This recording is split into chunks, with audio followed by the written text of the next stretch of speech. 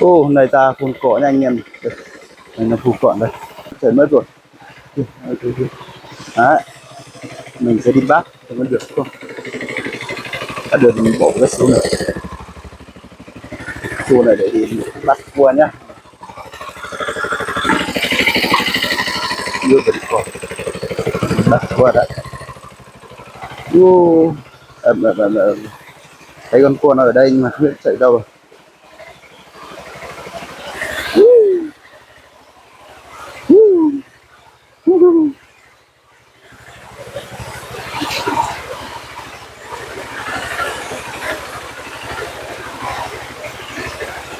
Ở một ít nước này. Cái máy này thì mình đã xử lý xong rồi. Mọi người thấy rồi, mình đang đi rạch xô này. Đấy, đi bắt cua này. Bây giờ là đi bắt cua anh em ạ. Mình sẽ đi xuống dưới này. Đó, đi xuống dưới này. Dưới này có con sông, con suối này. Con suối đang chảy thì con này mình đang làm đấy. Đi xuống dưới rồi. Đó, anh em theo dõi mình đi xuống dưới kia xem mà có bắt được con cua nào không.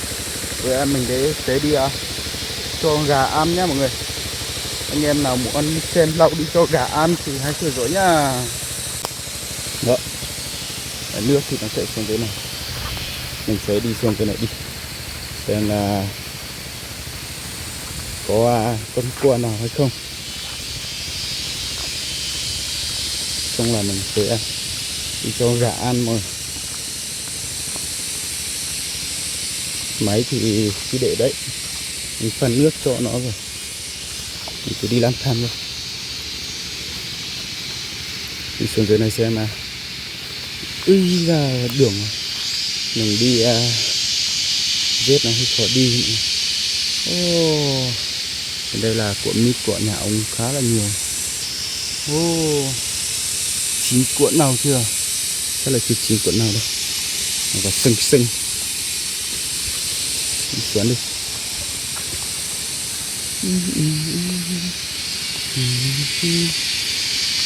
Đi tiếp nào. Trên dưới này xem nào. Ủa, có một cái xu dưới này nữa. Có người ra bắt trước rồi. Không phải nhỉ. Cứ đi xem tình hình như nào.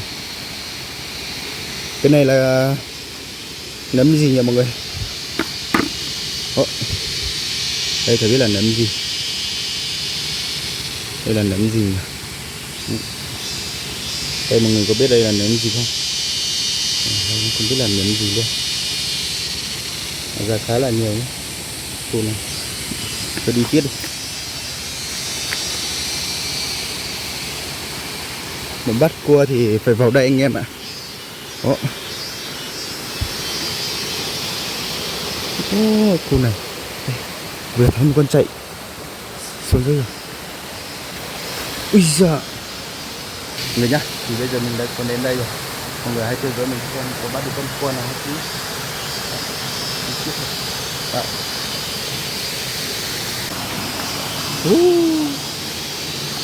Sông suối qua đi đâu hết rồi cua ơi. Cua ơi, chúng mày đi đâu hết rồi. Con nào to to hay ban đêm thì rất là có nhiều, nhưng ban ngày này thì sợ là nó không ra Kiến An đấy mọi người.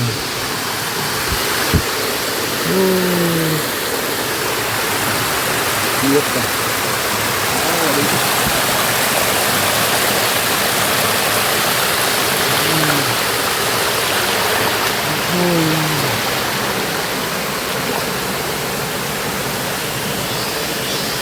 Biết này.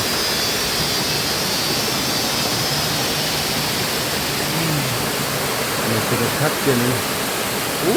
Cái đẹp đấy. Đi xem. Bên kia xem chị.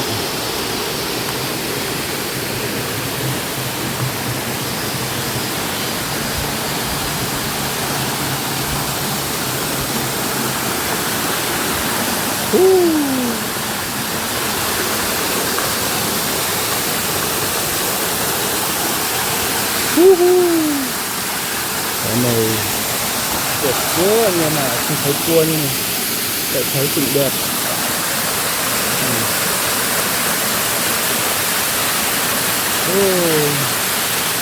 Đây là trụ đề của tự nhiên này. Ôi dồi,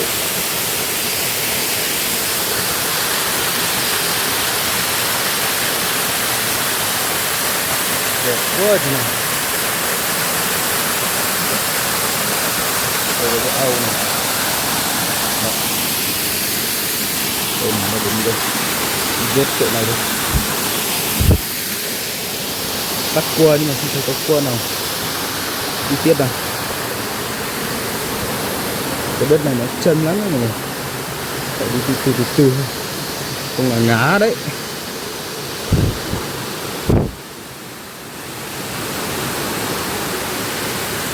Không thấy có một con cua nào đó. Chân lắm. Chân quá. Đi tiếp thôi.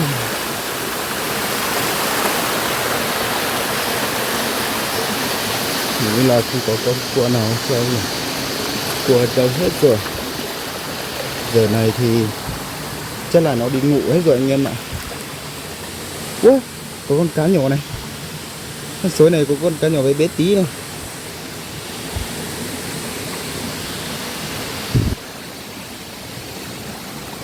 Đi tiếp xuống dưới này xem.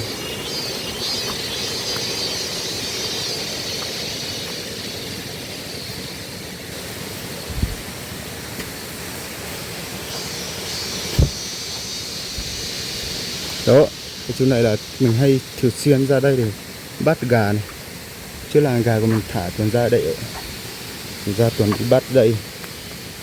Mọi người thấy chỗ này, cái ngày trước mình ra đây bắt được 3 con máy thôi. Còn cái lồng to to kia ra bắt gà ấy, lồng sắt kia ấy. Miếng gà đi đâu hết rồi? Đấy, là miếng của mình kia. Okay, mình thả gà lên kia rồi.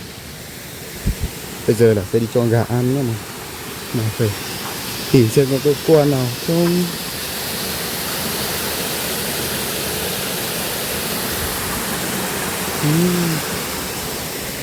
Mình thấy có cái cua nào vậy. Cảnh đẹp của tự nhiên này anh em. Đó. Cây này mọi người biết cây này là cuộn gì không? Cuộn này là ăn được đấy mọi người. Cuộn này là của đó. Cuộn này là mọi người gọi là của gì nhỉ? Đây. Đấy.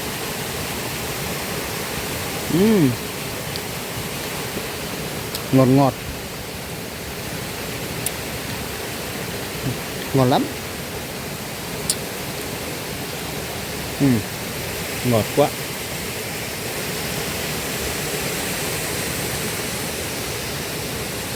Wow. Nó có ra khá là nhiều của đây. Của xanh này.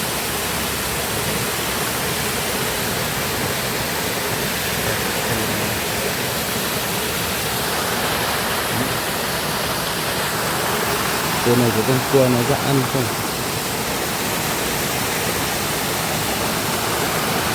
Có không? Đi tiếp thôi.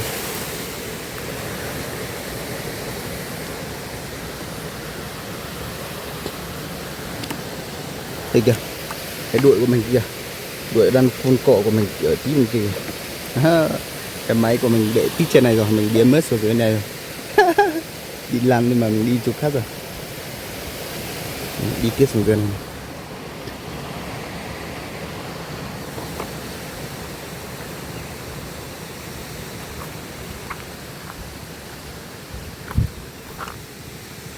Mình sẽ đi cho gà ăn đó. Khó đi lắm mình đi dép này. Khó đi mà.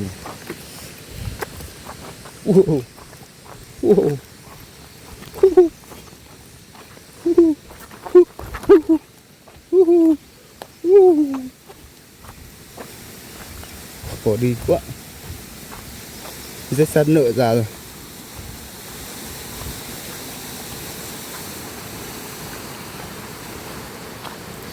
Cái này mùa mưa thì chắc ra là rất là có nhiều, hay là ban đêm ra xuôi thì rất là có nhiều đấy anh em ạ. Để đêm nào đã lao ra tôi sẽ ra xuôi cho anh em nhé. Anh em cùng lao ra để xem hâu đi ra xuôi. Dựa chân đã có con cua nào không?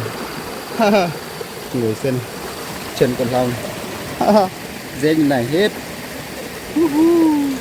Bây giờ phải đi dựa chân đã.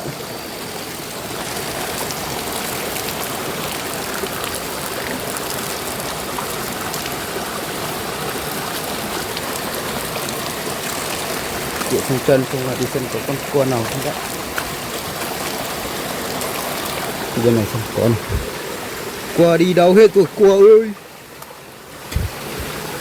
Chúng mày đi đâu hết rồi.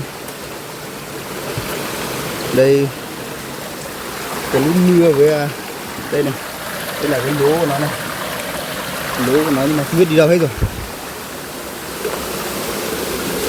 Cua ơi chúng mày đi đâu hết rồi.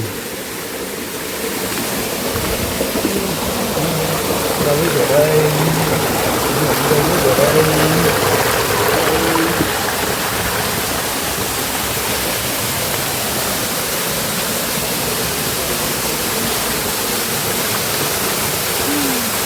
Đây là một cái tháp nữa này.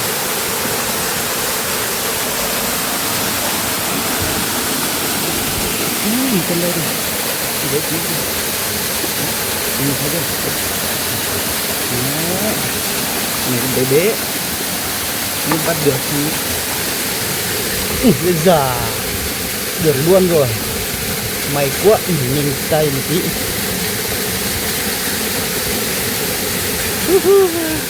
Đây này. Cuối cùng đã được một con. Đi xem là đi làm món gì cho anh em ăn thử nhá. Mà chỉ được đúng con này thôi. Rồi. Còn đúng con này thôi. Còn con nào khác không? Con to to một tí.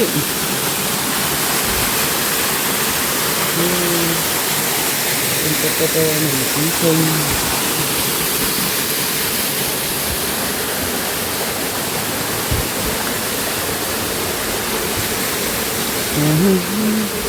Hết cua.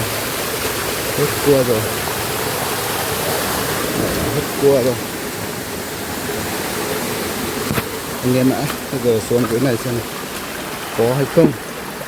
Để đi tiếp thôi anh em ạ. Không cần cái thùng to thế này đi mà không được con nào. Còn con bé tí tiếp theo.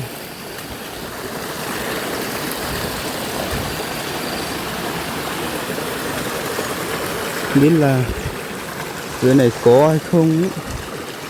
Dưới này xuống đi tiếp dưới kia rất là cũng có. Thôi nhưng mà bây giờ đi cho gà ăn về đã. Đánh xong bây giờ mình phải đi cho gà ăn đã mọi người. Hãy theo dõi mình nhé. Đó. Bây giờ xem nào. Ngô thì lớn hết rồi mọi người. Đi xem có cái gì cho con gà ăn không. Mấy hôm nay là mưa suốt, tao không ra đây nữa, chắc là gà không có gì để ăn đâu.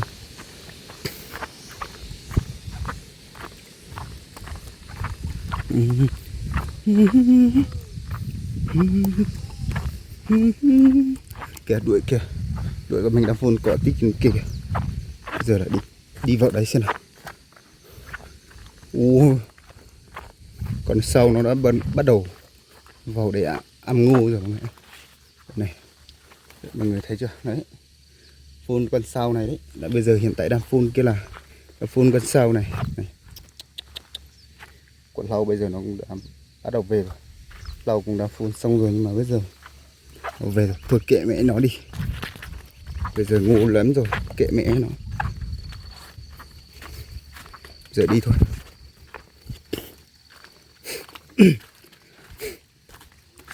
Ngô bây giờ lớn hết rồi này. Con sau ăn thì kệ nó sẽ không chết được đâu.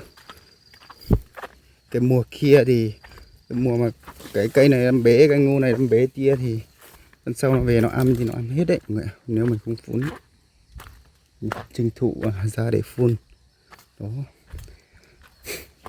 Cái cọ dậy này là đấy, mình đã phun hết rồi nhưng mà không thấy nó chết cả. Không biết là nguyên nhân gì.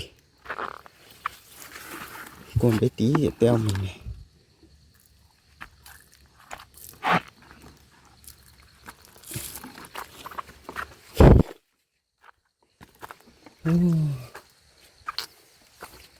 Cái cỏ này nó chết. Chết mình phun hết rồi, cái này nó chết nhưng mà cái cỏ kia nó không chết. Nó lạnh thế nó cơ anh em ạ. Thôi kệ. Giờ biết làm sao. Phun hết xong rồi thì kệ mẹ nó rồi. Gà đi đâu hết rồi. Ngày hôm nay là lau không ra xem cho con gà ăn thì sợ nó lại chạy mất đi chỗ khác. Đi cho ngô cho nó đã. Ngủ lắm hết như này anh em.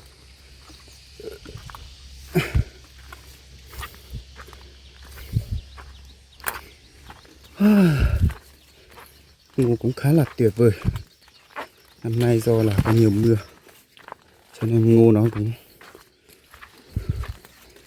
cũng là xinh tươi, nhưng mà nó lại không to mấy. Cây của nó không to mấy.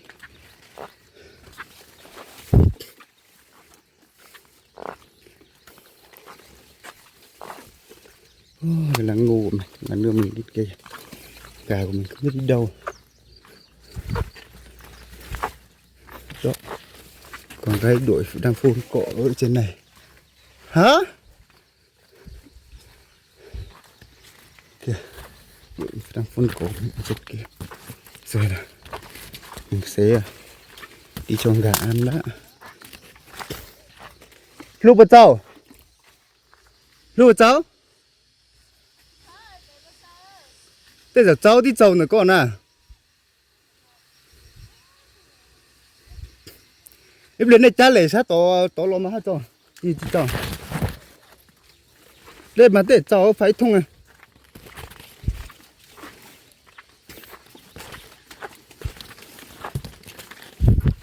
Gà ơi chúng mày đi đâu hết rồi. Ngô lắm hết rồi nhưng mà ở đây nó trồng đường nó hơi dày. Đây trồng hơi dày thì nó cái cây của nó hơi nhỏ. Khu này trồng đường hơi dày một tí mọi người. Thôi kệ nó. Bây giờ biết làm sao.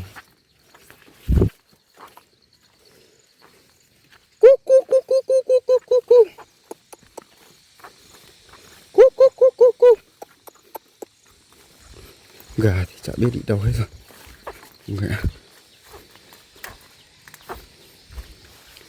Cái chuối của mình cho ở đây nó đã hết rồi. Chắc là gà. Cái đàn chim ở giữa trước mình thấy nó ở dưới này nó ra tụ hết rồi. Đấy. Trước kia là mình thấy một cái tụ trượt thang ở dưới này, nhưng mà bây giờ như thấy cái tiếng nó đã kêu, thế là nó đi ra đây hết rồi. Không thấy có dấu vết con gà đây, gà đâu hết rồi nhỉ. Đây chuối mình chiêu cho con gà ăn nhưng nó ăn hết sạch rồi, nhưng mà không biết là đâu hết rồi. Xem nó có để trứng không. Đây không thấy quả trứng này. Ui sao. Đây để được mấy quả con chuột nó. Mấy quả này là mấy quả mà mình cần trên nhà xuống hay sao ấy. Nhưng mà mấy quả này thì chắc là con máy nó không lấy rồi mọi người. Giờ thì sẽ cần nó đi tí mình nấu ăn.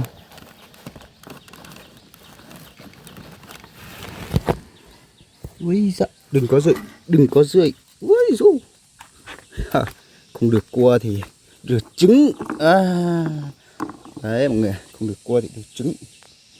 Gà này biết đi đâu hết rồi. Cu cu cu cu cu cu. Cu cu cu cu cu.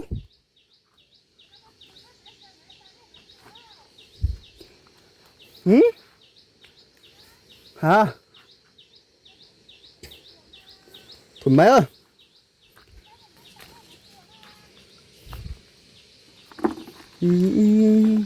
Xếp vào đây. Mình cho ngô cho gà ăn đã mọi người. Do không ai quay cho nên là hơi khó. Ngô đây. Chắc là gà nó hay vệ để ăn đây mọi người.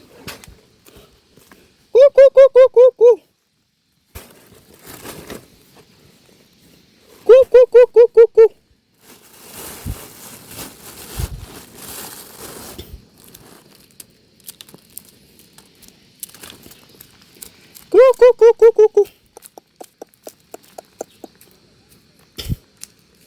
bê lú này đều hết rồi.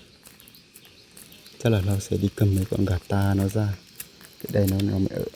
Không là nó đi hết.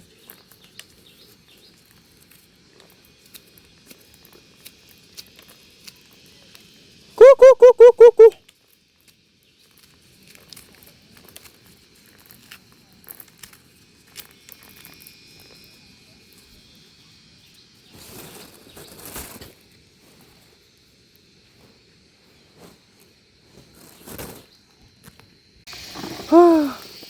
Về đến đây rồi anh ạ. Về đấy thì đội này máy sắp hết nước rồi. Đó. Thì mình phẩu nguội nhiều quá, bảo về đi, về xem máy còn nước không. Bây giờ mình về này, cầm trứng gà của mình về. Cái quả trứng này là mình cần trên nhà xuống, mình cần 2 con máy xuống với cần trên nhà xuống mà thấy nó để vào đấy, thấy con chuột nó ăn hết quả trứng rồi, mình sẽ ăn về ăn. Mình sẽ về kiểu gì về nữa đi.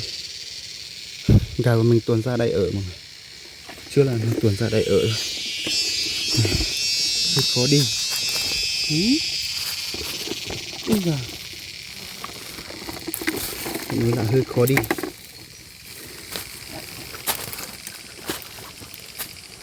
Khó đi mà hơi khó đi. Ui dạ, hơi khó đi mọi người. Ui giời,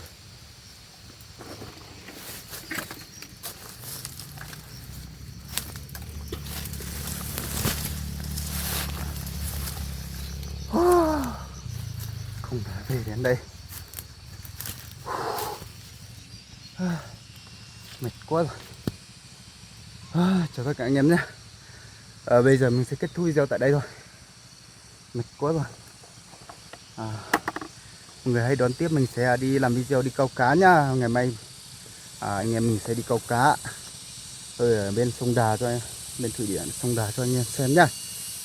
Bây giờ làเราsẽ kết thúc video tại đây đây. Đó.